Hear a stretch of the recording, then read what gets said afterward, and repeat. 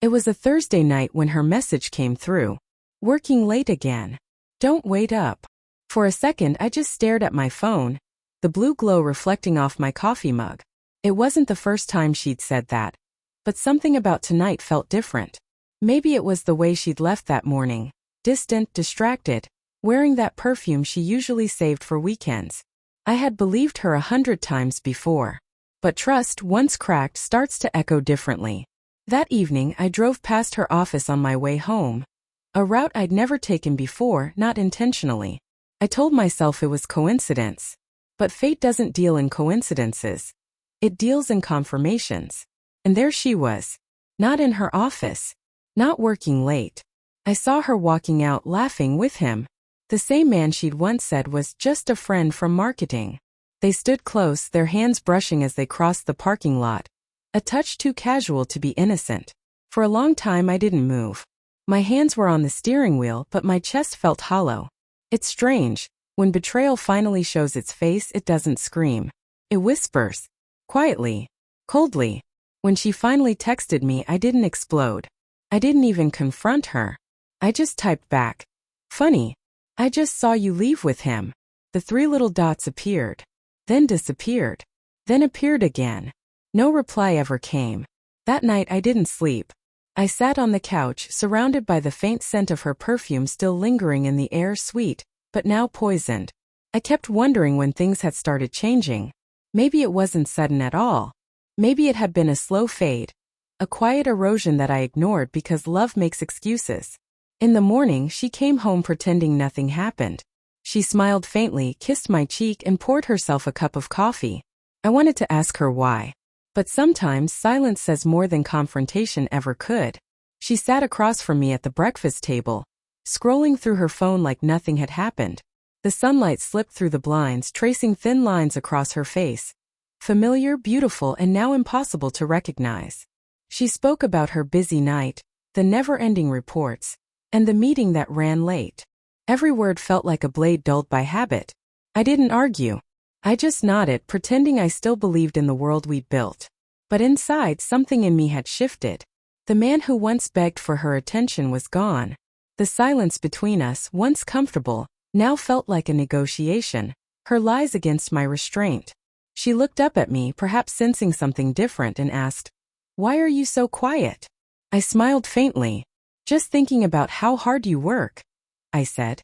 She froze for a second, her eyes flickering with a flash of guilt, or maybe irritation. Then she went back to her phone. Over the next few days I watched her carefully. The late nights continued, the excuses grew thinner, and the affection disappeared entirely. We had become polite strangers, 2 actors playing out the final scene of a love story that had already ended. One evening I found myself scrolling through old photos of us.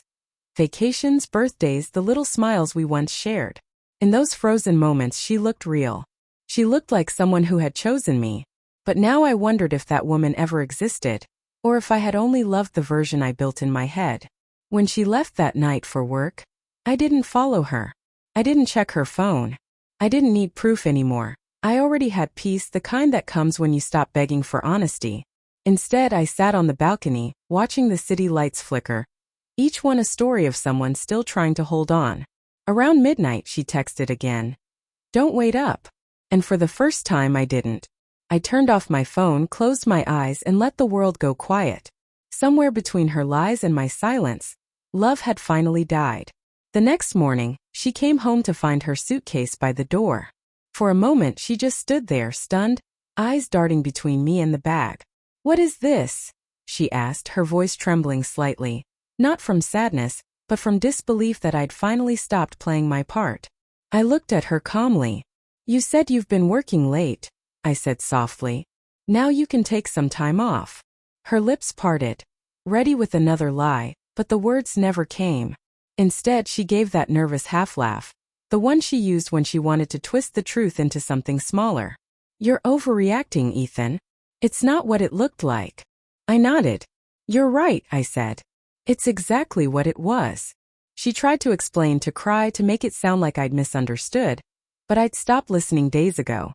My silence unsettled her more than my anger ever could.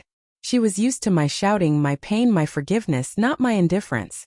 When she realized I wasn't going to stop her, she finally asked, "So that's it? You're just giving up on us?"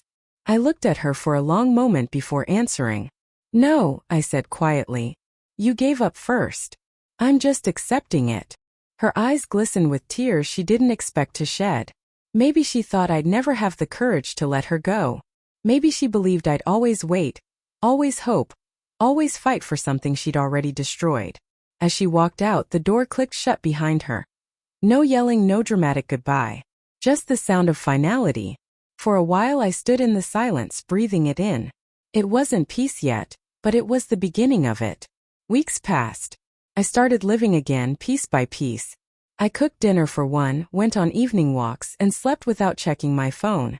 The world hadn't ended, it had simply gotten quieter.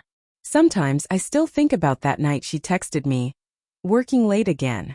But now it doesn't hurt. It reminds me that lies can end a marriage, but silence can save a soul. And mine finally was free.